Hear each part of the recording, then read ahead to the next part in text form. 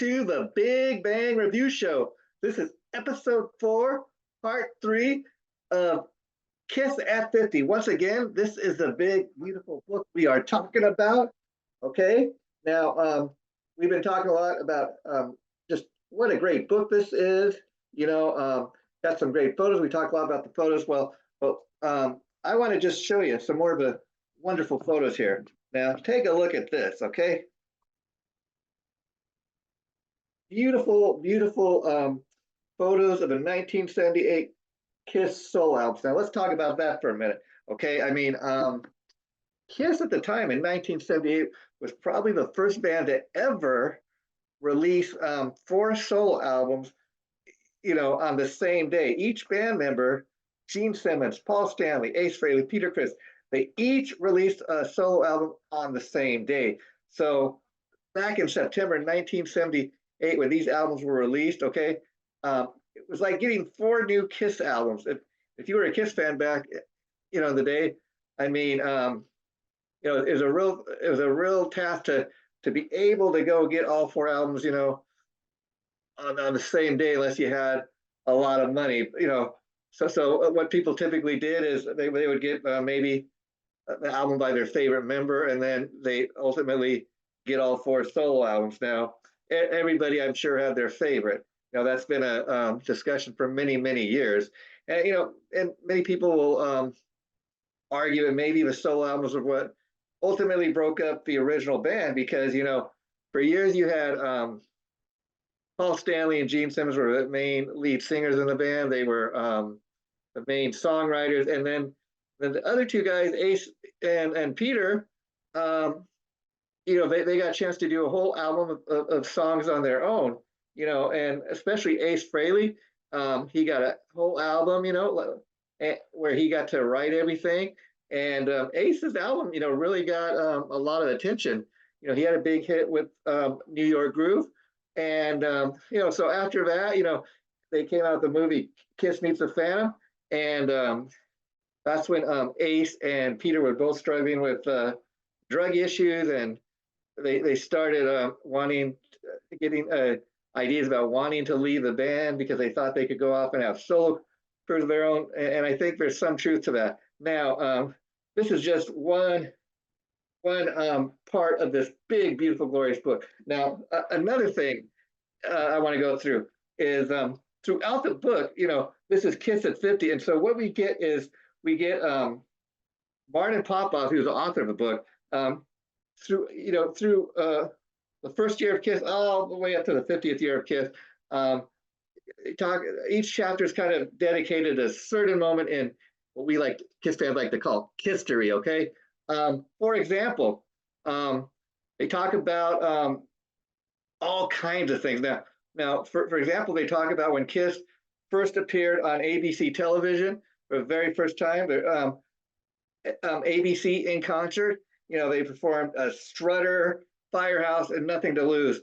And this was back in 1974 when people were seeing Kiss for the very, very first time. And so I think that is a very pivotal moment. You're seeing the band on live TV for the very first time. So going back to 1974, ABC in concert, that is covered in this book. And I urge you to go get this. And again, going back to in concert, many people have seen Kiss perform for the very first time on TV. Could you imagine seeing those guys on TV back in 1974 and the makeup? And again, at that time, we're seeing them in the black and white makeup, and they were kind of into early makeup. They were out promoting the very first debut Kiss album, and that's where you get this photo. This photo goes back to 1974. They're out promoting the very first Kiss album. Now, let me guys show you something else too. That another moment that they feature a lot of great moments throughout history. But let me show you guys something here, okay? Let me get to another thing, but I'm very glad they included. Okay, let's see, we're almost there. Okay, yeah, here we go.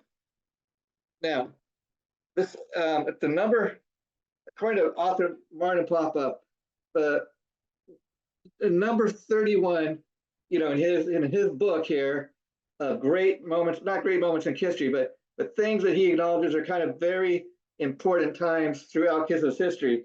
See this man here, Eric Carr.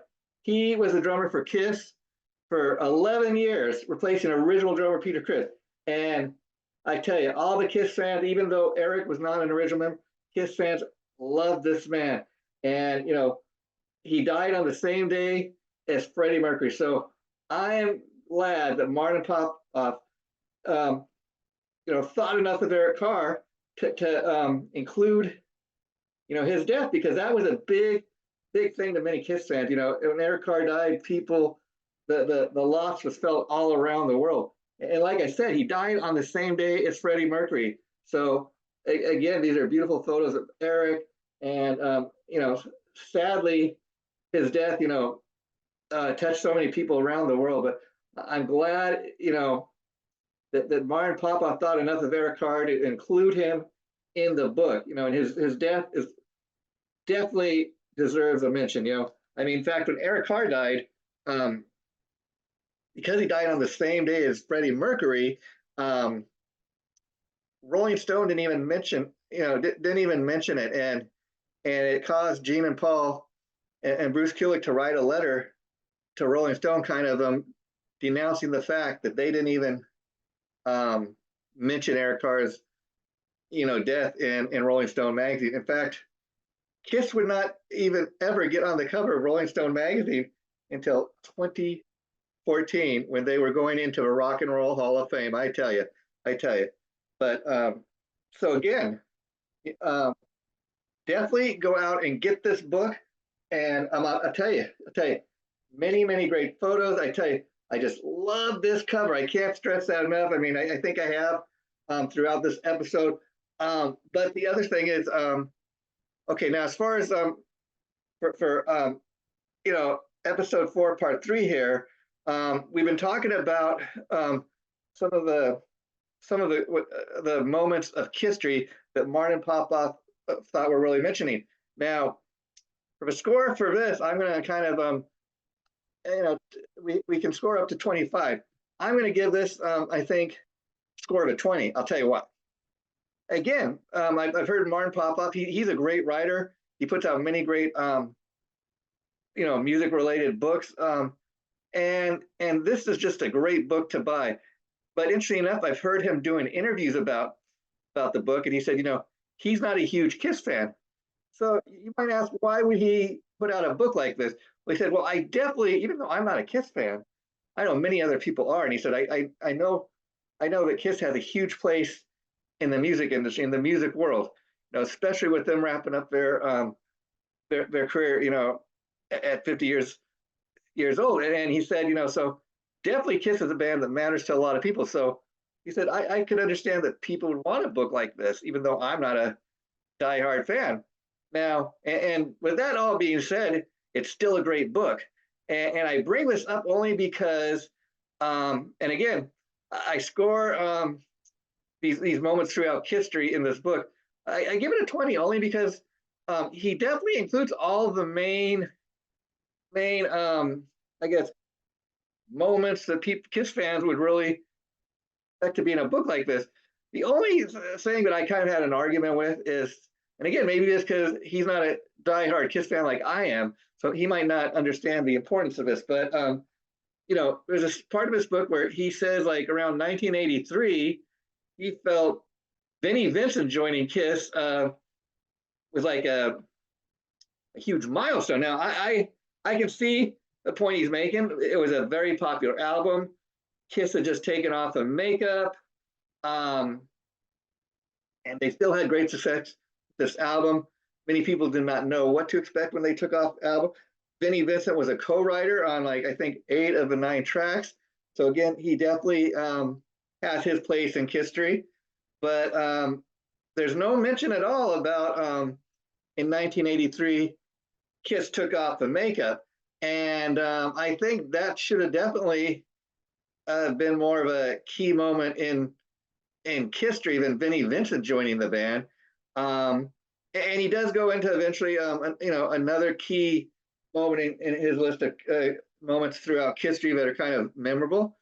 When Kiss got back together with Ace and Peter in 1996, went on the reunion tour, put back the makeup. Yes, definitely, definitely, I agree with that. But to kind of just kind of gloss over when Kiss took off the makeup, I mean that was a key thing because going back to 1973 when the band first got together, I mean that was the thing people were constantly telling me, you guys, we love your music, you guys are a great band, we love the music, but do you really have to wear the makeup? And then by 1996, when the band puts the makeup back on and gets back together with Ace and Peter, um, it's like, yeah, they're putting it back on. They're putting back the grease paint man. Uh, Kiss reuniting with the original lineup. And so, yeah, it was an exciting time for us Kiss fans. So, again, go out and get this book. And it's got a lot of great photos. And we're going to go over, show you some of the more fantastic photos that you haven't even seen yet. We have one more part to this episode, and I'll be back in about 2 weeks. So I hope you enjoyed this. Take care. And once again, I've been your host, Jason J. Rock Houston. As you can see, I am a huge diehard Kiss fan, and that's why I had to get this book. And again, another cool thing about you see the way they do the S's.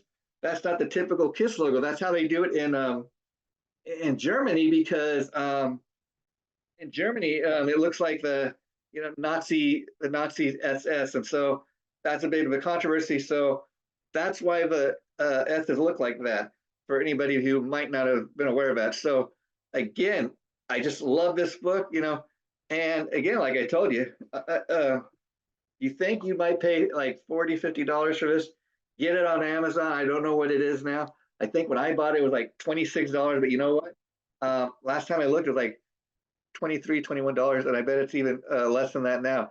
And it's a great like coffee table book. So go out and get it. Talk to you again real soon. Take care. Bye for now.